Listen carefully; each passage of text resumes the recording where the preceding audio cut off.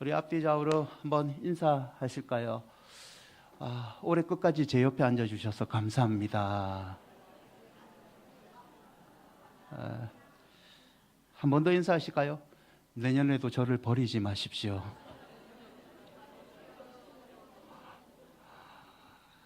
여러분, 1993년에 미국의 슈퍼볼 이 결승전 때의 일인데요. 이 덜라스 카우보이스의 수비수 리옹 레트라는 사람이요, 상대방의 공을 가로챕니다.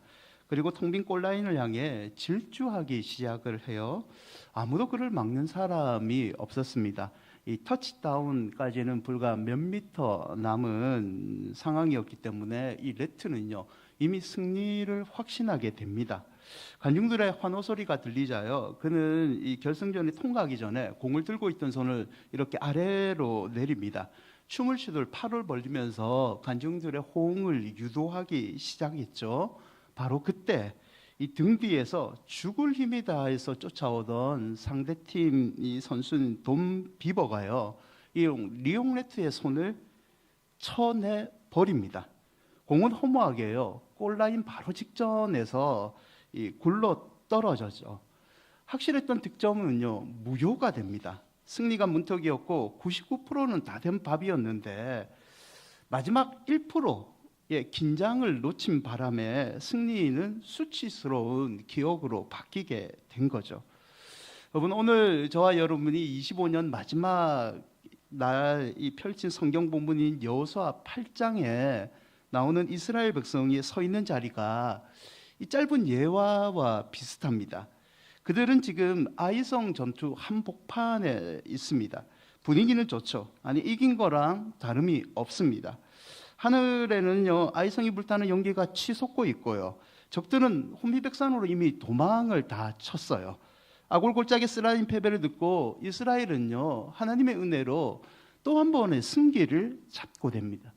여러분, 이쯤 되면 승리를 잡게 될 쯤에 보통의 사람들은요, 이제는 됐다, 하나님이 우리를 용서하시고 다시 한 번의 승리를 주셨구나, 이제는 우리도 축제를 벌리자, 안도할 겁니다. 긴장이 풀리죠. 그런데 본문을 자세히 보시면요, 전쟁 한복판에 가장 높은 곳에 서 있는 지도자 여호수아는요, 사람들이 기대했던 것과 다른 모습을 보입니다. 26절인데요, 8장의 26절을 한 번 더 읽어볼까요? 아이 주민들을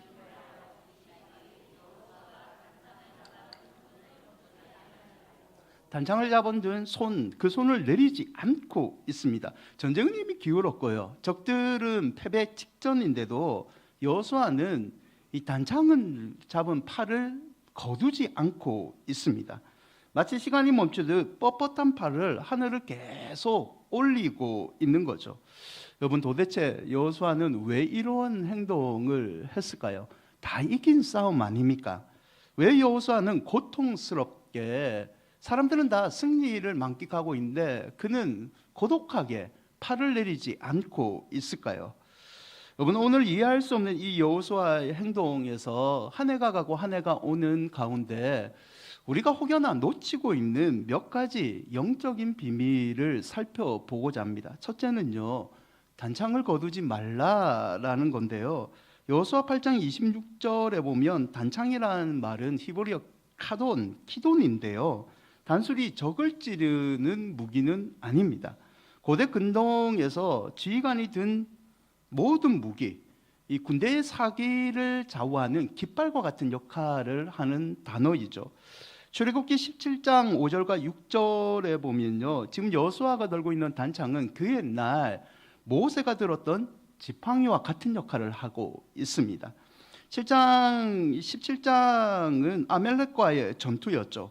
9절과 12절의 긴 내용을 보면요, 이스라엘이 이겼던 비결, 졌던 비결이 이 안에 담겨져 있는데요, 모세가 지팡이와 손을 들면 이스라엘은 이겼습니다. 모세가 반대로 손을 내리면 아말렉이 이기고 이스라엘이 졌습니다. 어쩌면 여호수아는요, 지금 단창을 내리지 않았을 때 그 옛날 아말렉 전투에서 자신이 선두에 섰을 때 모세가 손을 내렸던 그때를 기억하고 있는지 모르겠습니다.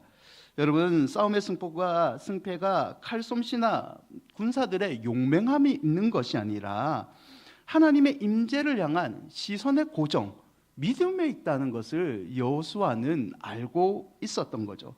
파리절이 오고 어깨가 끊어지는 고통 중에서도 여호수아는 손을 내리지 못한 이유가 딱 하나였는데요. 내가 손을 내린 순간 하나님을 향한 집중력이 흐트러지고 언제든지 우리는 다시 패배할 수 있다.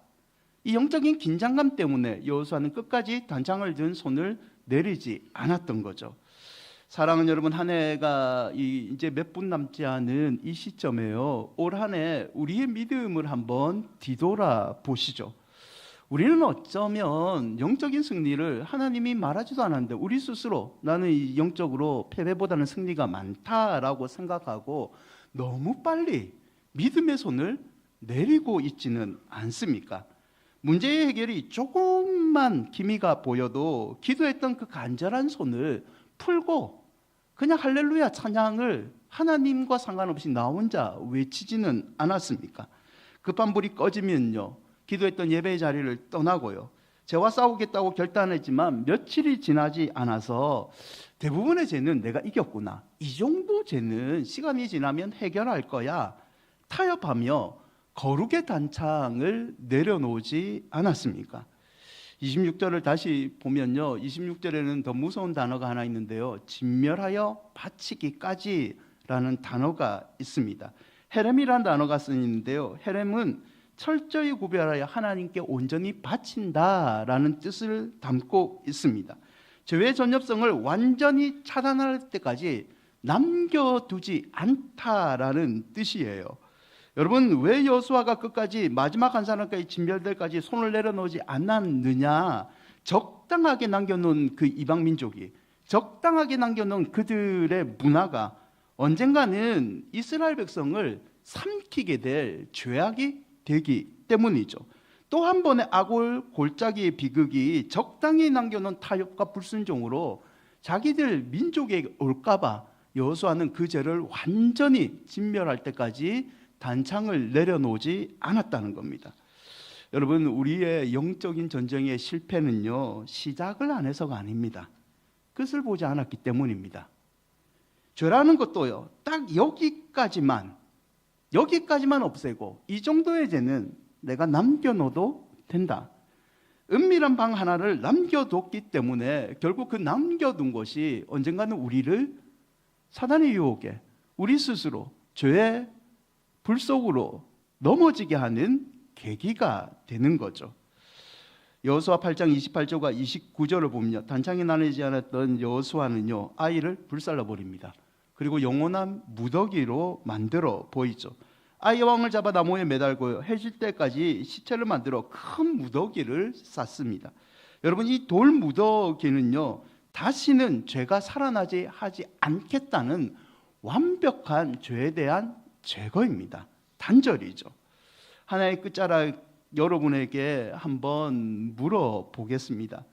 여러분이 들고 있는 기도의 단창은 여전히 그 자리에 있습니까? 혹시 너무 일찍 내리고 있지는 않는가요? 여러분, 하나님은요, 적당한 승리를 원하지 않습니다. 하나님 죄로부터 완벽한 승리, 완전한 순종을 저와 여러분에게 원하십니다. 내 안에 교만이, 내 안에 음란이, 내 안에 게으름이 완전한 돌무더기에 갇히기까지 우리는 믿음의 단창을 걷어서는 안 됩니다.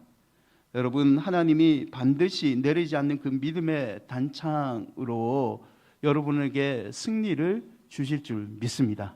내년 한 해에도 하나님을 향한 믿음, 헌신, 특히 기도의 단창을 내리지 않으시기를 주의 이름으로 축원드립니다. 두 번째는요, 여호수아의 행동을 통해 우리는 승리의 정점은 정복이 아니라 예배라는 사실을 깨닫게 됩니다. 전투는 끝나고 아이 성의 잿더미가 되죠. 완벽한 승리이죠. 여러분, 이쯤 되면요, 지도자는 무엇을 해야 되냐면 고생한 백성들을 위로해 줘야 됩니다. 그들을 위한 잔치를 베풀어야 되죠. 마음껏 짜라. 이 전림품들을 마음껏 나누어 가져라. 가족들을 다 불러라. 함께 잔치를 벌리자. 아니면요, 기세를 몰아서 남쪽에 더 큰 성을 정복하려 달려가야 됩니다. 조금만 더 고생하자. 저 성을 지금 기세를 모아서 정복해야 된다. 이게 지도자가 해야 될 행동이죠. 그런데 여호수아 8장 30절을 보면요, 여호수아는 다른 행동을 합니다. 함께 읽어볼까요? 그때 여호수아가 이스라엘의 하나님 여호와를 위하여 에발산에 한 제단을, 여호수아는요 뜬금없는 명령을 내립니다. 정군 행공하라. 그러나 목적지는 적의 성읍이 아니라 북쪽 에발산이다. 여러분, 전쟁터에서 북쪽은요 30km 떨어진 곳입니다. 게다가 험한 산길을 통과해야 되죠. 전투로 지친 군사들을 이끄고요, 여자와 아이들까지 다 데리고 여호수아는요 먼 길을 걸어갑니다. 승리의 축배를 마시는 대신요 고된 행군을 여호수아는 선택을 하죠. 이유가 뭘까요? 30절을 다시 보시면 그들이 도착한 곳은 에발산입니다. 에발산은 신명기에 등장하는데요, 신명기 27장 11절과 13절에 보면 모세가 그림신산에서 축복을 선포하고 에발산에서는 저주를 선포합니다. 그런데 지금 여호수아는요 승리한 다음에 축복의 산 그림신에 서는 것이 아니라 저주의 산 에발산에 백성들을 모읍니다.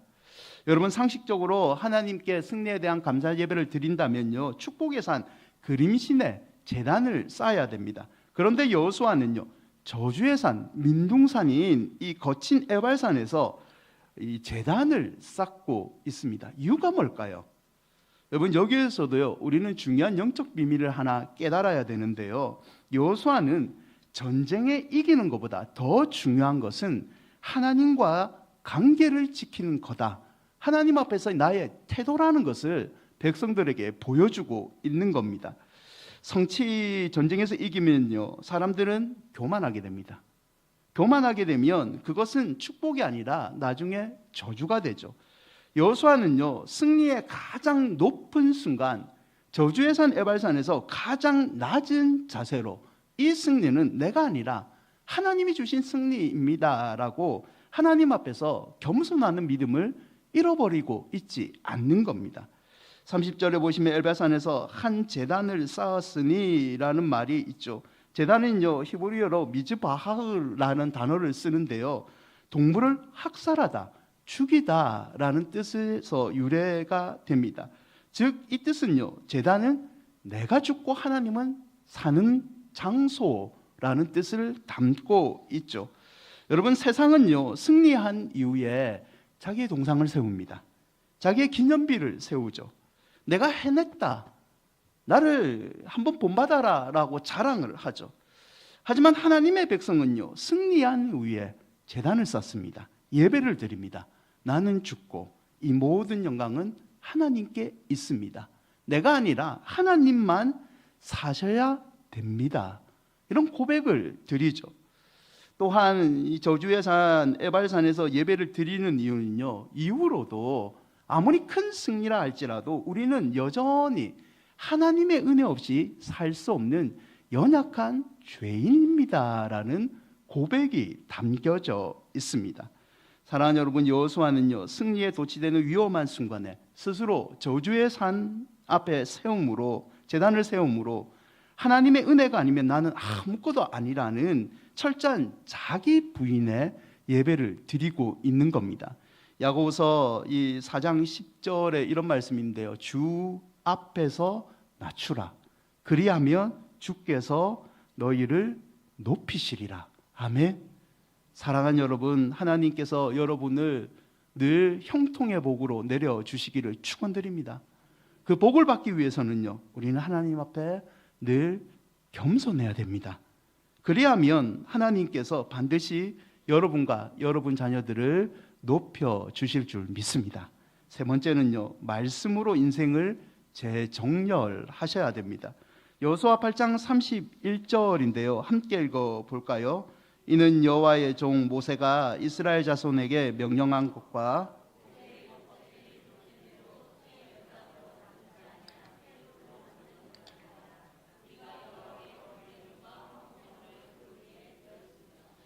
번제와 한목제를 드린 이후에 여호수아는요 거룩한 의식을 거행합니다. 그리고 31절과 33절에 보면요 백성들을 말씀 그대로 절반은 그림신, 절반은 에발산에 세웁니다. 그리고 34절에 보면요, 여호수아는 세운 백성들 앞에서요 율법책을 낭독합니다.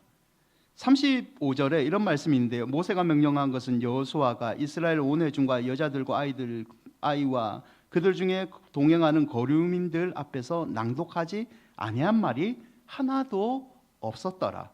모든 사람 빠짐없이 하나님의 말씀 앞에 여호수아는 사람들을 다 세웁니다. 승리감은 사라지고요, 오직 하나님의 말씀만 골짜기에 남게 만든 거죠.